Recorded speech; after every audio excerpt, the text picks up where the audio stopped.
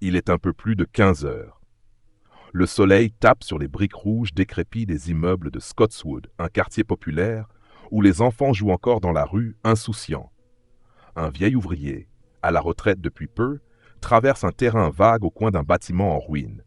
Ce qu'il y découvre va le marquer à vie. Un petit garçon, âgé d'à peine 4 ans, gît sur le sol. Le corps est immobile. Pas de sang, pas de blessure visible. Il semble paisible, mais il est mort. La police, d'abord désorientée, pense à un accident. Peut-être une chute, peut-être un malaise, mais très vite, quelque chose cloche.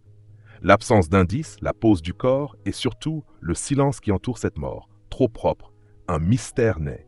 Et derrière ce mystère, il y a une fillette. Elle a 11 ans. Mary Flora Bell. Un nom qui aujourd'hui encore provoque un frisson dans le dos de ceux qui l'ont connue. Elle naît le 26 mai 1957, dans ce même quartier ouvrier de Scotswood, au nord-est de l'Angleterre. Une région minée par la pauvreté, les usines désaffectées, l'alcool, les secrets. Dès ses premières heures, Mary semble vouée à la douleur.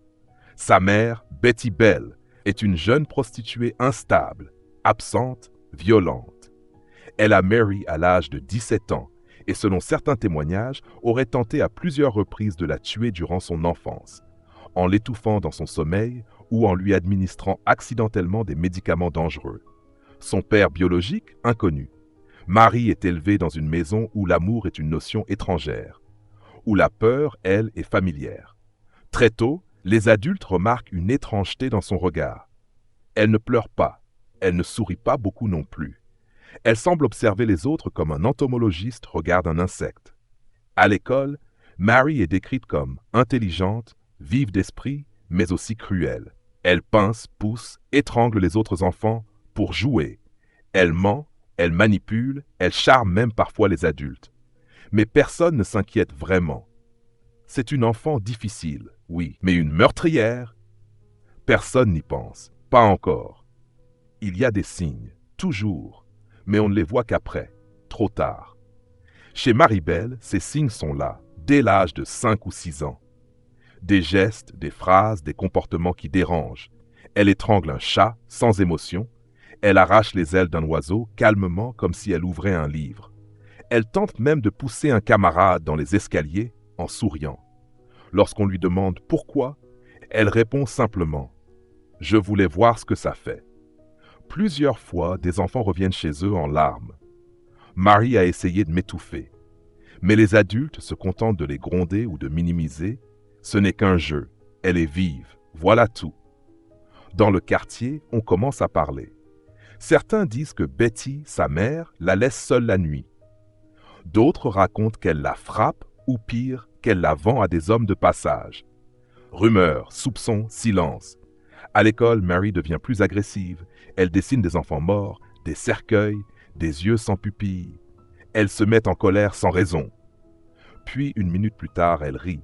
La frontière entre le jeu et la cruauté semble floue, comme si chez elle, l'empathie n'avait jamais existé. Et pourtant, personne ne fait rien. Le 25 mai 1968, la veille de ses 11 ans, dans une maison abandonnée de St. Margaret's Road, des enfants du quartier jouent comme d'habitude. L'endroit est sale, délabré, mais c'est leur terrain d'aventure. Parmi eux, Martin Brown, un petit garçon de 4 ans. Blond, timide, gentil. Il ne rentrera jamais chez lui. Le corps de Martin est retrouvé allongé sur le sol, sans trace de lutte, sans blessure. Il semble paisible. La police, déconcertée, évoque un accident, peut-être une chute, peut-être un médicament trouvé et avalé, mais il y a quelque chose qui dérange, quelque chose qu'ils ne parviennent pas à nommer.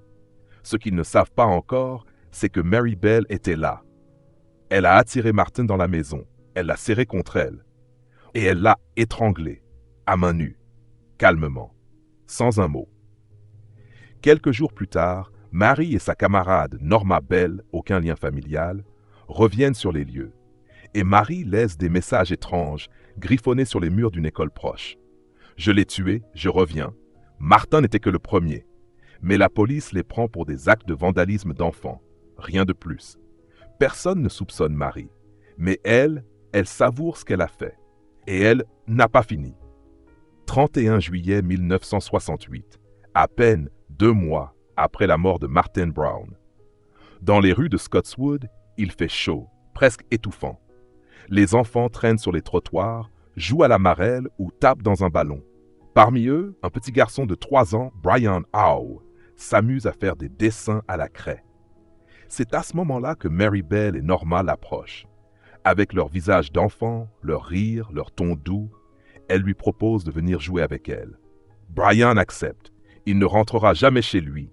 Sur un terrain vague, à l'abri des regards, Mary l'étrangle, une fois encore. Mais cette fois, quelque chose change. Elle ne s'arrête pas là. Elle revient plus tard sur les lieux du crime, seule. Elle a une paire de ciseaux dans la poche. Et là, elle commence à mutiler le petit corps. Elle lui coupe une mèche de cheveux, lui entaille les jambes, lui grave la lettre M sur le ventre avec la lame. C'est la première fois qu'elle laisse une signature. Quand le corps est retrouvé, la police comprend immédiatement.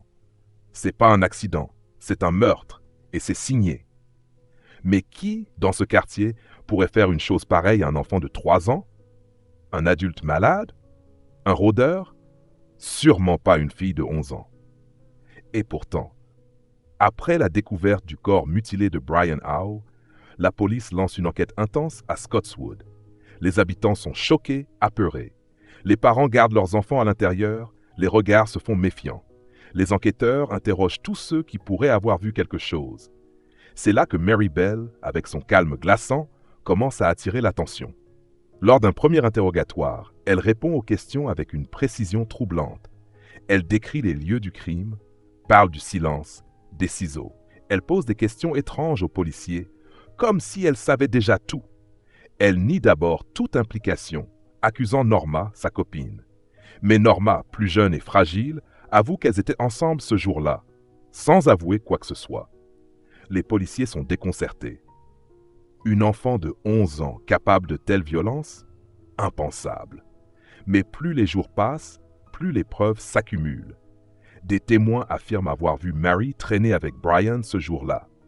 Des objets appartenant à Brian sont retrouvés chez Mary. Des messages menaçants, griffonnés par Mary, apparaissent dans la ville. Les psychologues appelés à évaluer Mary parlent d'une fille intelligente mais froide, manipulatrice. Elle ne montre aucun remords. Son regard, disent-ils, est celui d'une adulte enfermée dans un corps d'enfant. Alors que l'enquête progresse, la tension monte. Le procès va bientôt commencer. En octobre 1968, le procès de Mary Bell débute à Newcastle. L'Angleterre entière retient son souffle. Jamais auparavant, une enfant de 11 ans n'avait été jugée pour meurtre dans le pays. Les médias s'emballent, les débats font rage.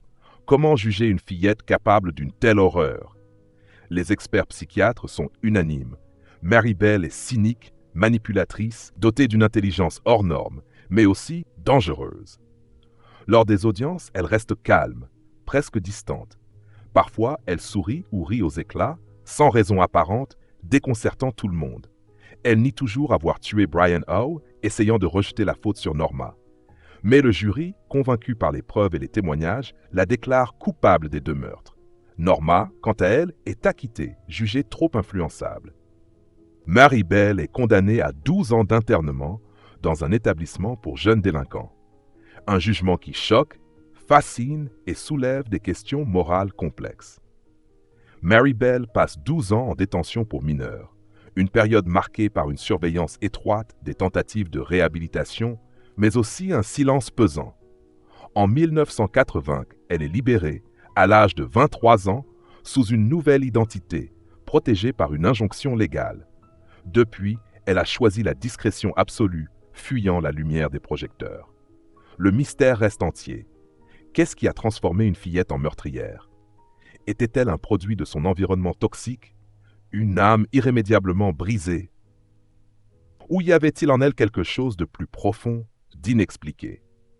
Des psychologues ont longtemps débattu de son cas, le qualifiant parfois de premier cas médiatisé de serial killer enfant, bien que son profil ne corresponde pas entièrement aux définitions classiques. Mary Bell, aujourd'hui, vit cachée, loin de Newcastle, loin de son passé. Son histoire, elle, continue de hanter ceux qui s'intéressent au crime et à la psychologie humaine. une question demeure sourde. Est-il possible de comprendre, pardonner ou simplement expliquer un mal aussi jeune et profond?